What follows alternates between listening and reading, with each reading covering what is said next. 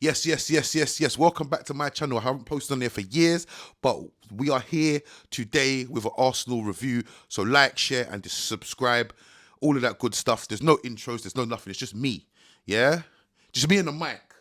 Yeah, so let's get into it. So I'm not going to do this whole review, player for player, all this other stuff. I'm just going to do key moments and say what I need to say about both sides, and yeah, we'll do it like that. Yeah. So key moments. First one was Martinelli offside goal. Don't care about that. It was offside. That guy's got the Inzaghi gene. He's starting to be player B, like Fergie said, born offside. Because I see another. I can't remember if it was against Fulham or someone where he was offside again. So yeah, don't really care about that one. Bruno, lovely finish. Bends it round Timber. Garnacho, great pass. Garnacho making the right decision. And obviously United found the back of the net. To be fair, don't really recall a chance before that. But nevertheless, we're 1-0 up. So Dallo sending off. Now, Dallo, you're an idiot, mate. Because to be honest with you, you know you're on the yellow. The referee's not on our side. You go in and do a rash challenge like that, you know what's going to happen. He's going to put this. You've given the referee an easy decision on a day where he wasn't on our side. But nevertheless, Dallo was off. Was it the right decision? I think the first yellow card was a bit soft, but nevertheless, you're on a yellow. You shouldn't be doing that. So it is what it is. Then Gabriel scores. I think Bayern Dier should do better with the cross collection. He punches it into an area. I don't know why he done that. It's a bit. But nevertheless, Gabriel, great finish. Can't really say much. It was a great finish. That takes us to 1-1. We're down to 10 men. Then there's a penalty incident. Kai Havertz dives. It's a dive. Referee, disgraceful decision because he knows he ain't got VAR to back him up. So he should be looking at that. Listen, if it's not a stone wall, I'm not giving it. But he didn't see contact.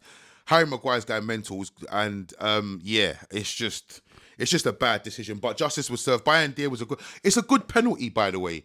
Yeah, because I've watched it a few times, and it's in the corner. It's just Bayern Dier is a big keeper, yeah, and he gets down very quickly. So he got down very quickly and he made the save. So he's dived the right way and he's put. You know what it is? He's dived the right way and he just looked at his foot. You know what? I'm diving the right way. I'm going to the left. I'm 100% going to go to the left. I'm not, and I'm that's my decision. And he's made the right decision, and he's put his all into it, and he saved it. So it's a good save for me. Then he made some other good save. Like, he turned into prime DDG at the Emirates. Yeah, Lingard moonwalking settings. Yeah, yeah. So basically, for about 5-10 minutes, Declan Rice had a header. I think it was a shot. Tipped over the bar. Yeah, he turned into a prime DDG at the Emirates. But yeah, can't really fault him. Do you know what I mean? I do think obviously he made a mistake, but he definitely redeemed himself, and he had a good game. I think he was man of the match, to be honest. What happened after that? I think yeah. So he saves the penalty. Then obviously Xerxes comes on.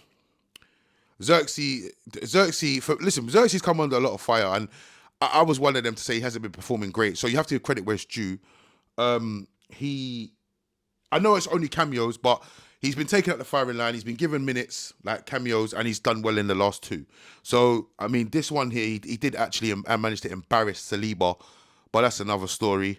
And he had a chance he should have took, but nevertheless, he if I'm going to be honest with you, he did more in his 30 minutes or whatever, how many minutes he got than Højlund. But that's another story. Again, I'm trying my best not to slate players. That's what I'm trying my best, because it's a work in progress, and I liked what Amarin done. I mean, I told the boys in the group chat, shout out the boys in the Mandem talk, that basically we can win this game, and I feel like the setup was smart. He didn't put all his eggs in one basket and try and go out on his sword. I think he tactically said, right, I'm going to try and win this game in a certain way, and obviously reserve some of my players, some of my weapons of mass destruction, like Ahmad, that for the later stages of the game, so we can try and get a result here. But yeah, nevertheless, I think the selection was smart. I think the manager got it right. And then yeah, as a result, we're through to the next round.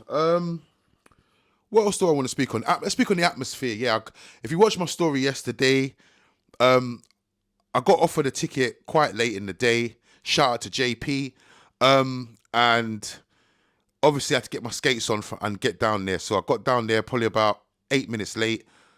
I had to park the car on Holloway Road, get on a line bike because that was the easiest and quickest way to get round there. Got round there. As I got round there, Martinelli's goal. They was cheering for Martinelli's goal, but it went quite quickly, so I knew there was something going on. Maybe, but then at that time I didn't know there was no VAR. So if it's offside, I didn't know what was going on. I thought there's like a VAR check or something. But when I got in there, it was 0-0. So I'm guessing the goal. Was offside. I did see it though, and some would argue and say that it came off of a United player, but I don't know how that works. Offside's a bit weird. Yeah. So yeah, I've got in the stadium. Atmosphere. Listen, shout out to the United fans underneath me. Yeah, they were quality. They didn't stop singing. They didn't stop chanting. They got behind the team. Yeah, and they made their presence known. Arsenal fans were quiet for lots of long periods of time in that game. And you know what? Yeah, do you know what? I'll tell you another thing what Arsenal fans was doing around me. They was cheering and getting excited for corners and for free kicks. I mean, one guy was sitting next to me was like, "Oh, if you score this, you have to go out and we'll come back in again." So I'm thinking, bro, why are you getting excited? It's just a flipping corner. Like. But they actually genuinely believe that they are Stoke City and corners is what they do. Yeah, so, I mean, I thoroughly enjoyed it. I woke up with a lot of confidence in the morning. I felt lucky, and I said, you know what? Let's get down there. Yeah, I mean, what I would like to say in conclusion is United, listen, I'm proud of the boys. I'm proud of what they've done. They play as a team. They played as a team. They went there as a team. They dug in as a team. They stuck together. Even the arguments and the fights. Harry Maguire, for me, he also was he came off to a standing ovation, by the way. But he is definitely got a new lease of life under this manager. This back three suits him down to a T, and he's playing very, very well.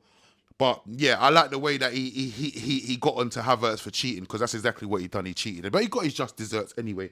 In conclusion, yeah. In conclusion, I like to say this anyway. What I'd like to say is that Arsenal fans, you lot are sore losers, yeah? You lot don't know what you want. And I've taken a lot of flack off you lot this last week, talking about, you lot are just 14th and this, that and the other. I tried to warn you about the FA Cup and what happens in the FA Cup. People don't want to listen to me. But I will say this. Arsenal fans don't deserve nothing, because you lot have been disrespecting cups, yeah, for the last couple of years, talking about, we're challenging for titles and leagues and this, that and the third. We don't care about Carabao Cups and we don't care about FA Cups. And now all of a sudden, because it's looking a bit bleak again this season and you're in need for a trophy, now you want to make song and dance about an FA Cup. But Arsenal fans are talking about, it's a 1-1. It's funny how you beat any other team and you beat them on penalties and you knock them out, you've been knocked out. But when you play Arsenal, it's a draw. Yeah, it's just a draw. But yeah, I just think that Arsenal fans, the way they've disrespected trophies over the last few years, especially the FA Cup, because that's their most. I think they got the record for the most FA Cups won.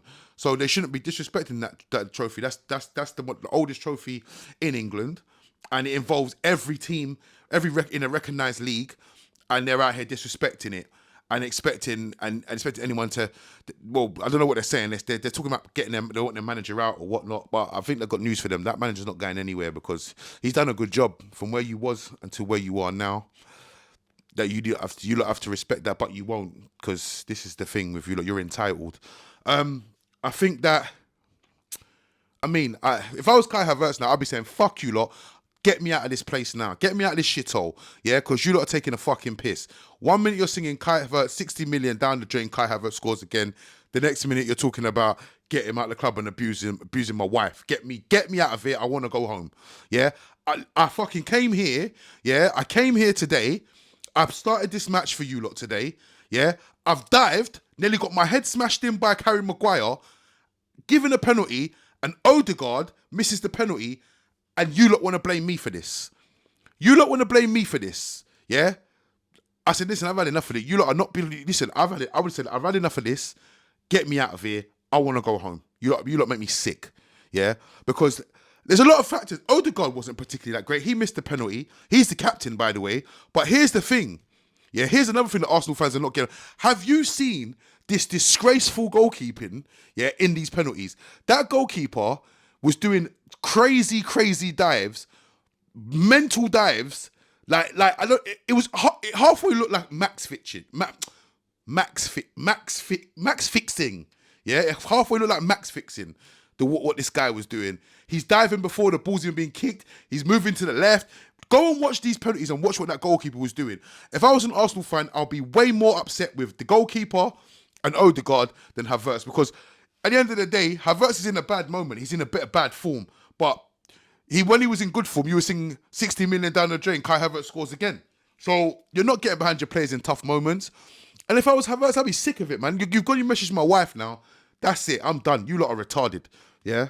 I've had enough of these lot, man. You can't be doing that. Do you know what I mean? But that's Arsenal fans for you. Do you know what I mean? But yeah, so goalkeeper, yeah, I would go and have a look at that goalkeeper if I was the last one. But like I said, these lot don't deserve nothing because of the way they carry on. They're so entitled. They think that they deserve this and they deserve Premier Leagues and they deserve Champions Leagues, and they think it comes easy, and they think they could disregard cups and pick them up when they feel like it. Think that the way they've disrespected trophies, they don't deserve to progress. Because even in our banter years, our tough years, our shit years, we've still managed to respect these trophies and win them. And I remember years and years ago when Ferguson didn't win a trophy whilst he was doing a rebuild, then everyone was getting on to him saying, "Oh, he's finished and this, that, and the other." And the first trophy he won was the EFL Cup, was Worthington Cup then, what it was called. So yeah, I mean, I think Arsenal fans need to take a look at themselves. They're putting a lot of pressure on their team. They're not accepting the progress that's been made. They want things when they want them. They don't realise that Arteta's not going to get sacked, because at the end of the day, he's going to be playing Champions League football next season. And that's the end of the day. The Cronkies have rebranded it, but that's what gets them the money. So they put 750 into this man, and he's doing what they want him to do. I don't think they're asked about winning leagues and that, but obviously United fans will say what they want to say. But yeah, I'm glad that we went there and I was there, and we come away with the win. And hopefully they learn a valuable lesson about respecting cups and taking every competition seriously. And that's the end of this one. Yeah, don't forget, yeah, get yourself down to the Ocker store on TikTok, yeah? Get yourself some Rivals Tears, water. If you're a Man United fan, now's the best time to do it. Get yourself some tears. Drink those Arsenal tears. Enjoy those Arsenal tears. And we move on to Southampton. Don't forget to like, share, and subscribe. And I might do another one next week.